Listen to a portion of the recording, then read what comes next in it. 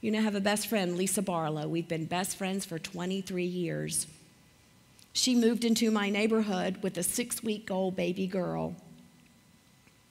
Lisa went out one day and she was scouring the neighborhood. She wanted to meet her new neighbors. And she went about 4 doors up and she met this lovely woman. And this lovely woman introduced herself and welcomed Lisa and her little baby Mallory into the neighborhood. And she said, "We're so glad you're here and I look forward to getting to know you better. But I do have one word of warning for you. You see that house on the corner there?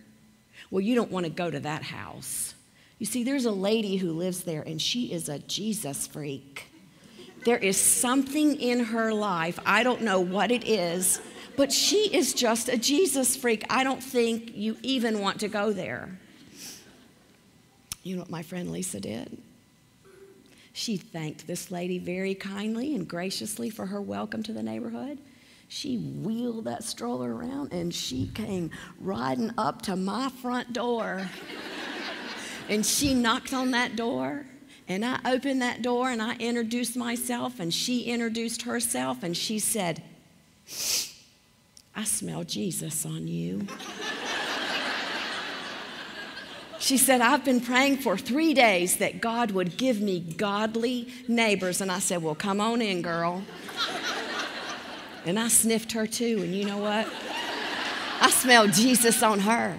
And I smelled Jesus on that 6-week-old little baby. And that little 6-week-old baby is now my goddaughter, and she's a junior in college. And we just smell Jesus all over each other. Don't you love that?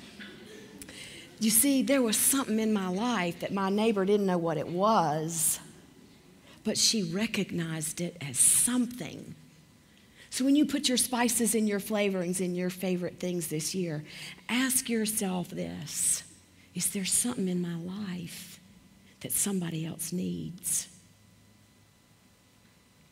The next item are mixed nuts, and I had to put these in because I'm kind of a crazy, funny girl. I'm sure you haven't noticed it. I love humor. I did some research, and do you know that small children laugh anywhere between 100 to 200 times a day? Adults very rarely laugh even once. Well, I don't want you to leave here without laughing at least once, so I'm going to tell you just a few funny stories about myself. I'm kind of like Lucy and Ethel. I'm not real coordinated. My husband sometimes calls me Miss Grace, not because I'm graceful.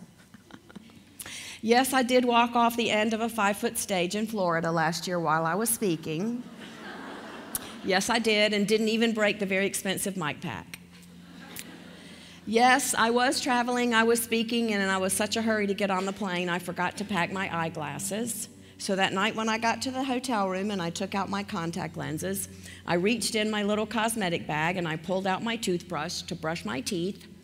And I squeezed out the little tube and I started brushing my teeth, and something was very wrong. This was not toothpaste. This was Monostat cream. Without your glasses, the tubes are very similar in shape, in size. Yeah, exactly.